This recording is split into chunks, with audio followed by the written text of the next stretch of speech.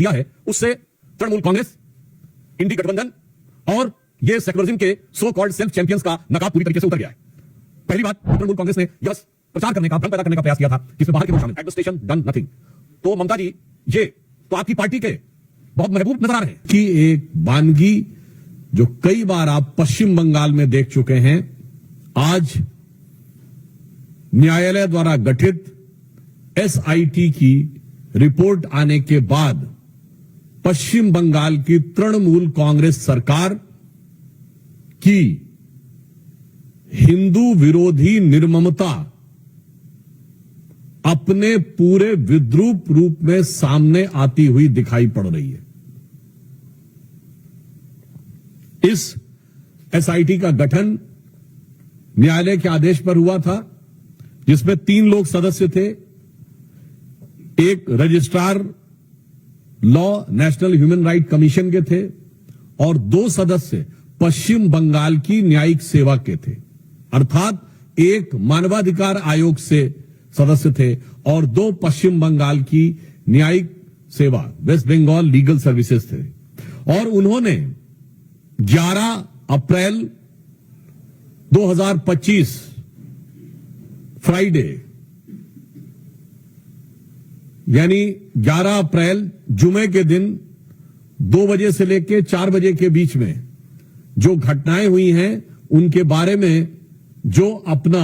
Observation दिया है, उससे तृणमूल कांग्रेस, इंडी गठबंधन और ये सेक्युलरिज्म के सो कॉल्ड सेल्फ चैंपियंस का नकाब पूरी तरीके से उतर गया है। पहली बात,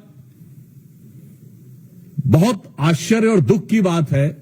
कि जो लोग ये कहते थे कि पाकिस्तान से युद्ध करने की क्या जरूरत है, सिर्फ आतंकियों के ऊपर कार्रवाई हो, जबकि हमारी सरकार ने आतंकियों पर ही कार्रवाई की, उनमें से एक ने भी नहीं बोला कि पश्चिम बंगाल के मुर्शिदाबाद में किसी भी विषय को लेकर आपको आपत्ति है तो हिंदुओं के ऊपर हिंसा करने की क्या जरूरत है। हरगोविंद दास और चंदन दास, पिता पुत्र की मृत्यु पर किसी ने एक शब्द भी नहीं बोला। वही लोग अचानक ऑपरेशन सिंदूर के बाद पाकिस्तान के प्रति सहानुभूति दिखाते हुए नजर आने लगे।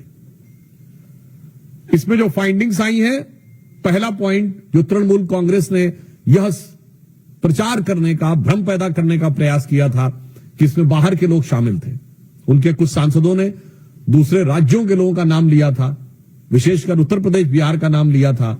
जो सरासर अनुचित है। परंतु इस फाइंडिंग में बहुत साफ साफ तौर पर तृणमूल कांग्रेस के नेता और एमएलए का नाम भी सामने आया है। और इसमें कहा गया है कि उनके 11 अप्रैल को, मैं इसको एज इट इज रीड करना चाहता हूं, all the attacks were carried out on the Friday 11th of April from 2 PM onwards under the instructions of local councillor Mehboob Alam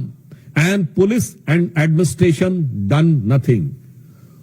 तो ममता जी, ये तो आपकी पार्टी के बहुत महबूब नजर आ रहे हैं,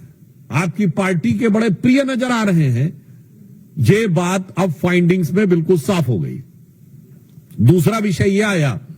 कि एक कुल मिलाकर इसमें बताया गया कि total of 113 houses were damaged and they even fled to Malda. जो ये कहने का प्रयास किया गया था कुछ नेताओं के द्वारा कि ऐसा तो कुछ खास हुआ ही नहीं, कोई महत्वपूर्ण, कोई ऐसी उल्लेखनीय घटना नहीं हुई, ये बात बिल्कुल साफ सामने आई कि 113 जो हाउसेज थे वो पूरी तरीके से विध्वंस हुआ और लोगों को वहां से पलायन करने पर बाध्य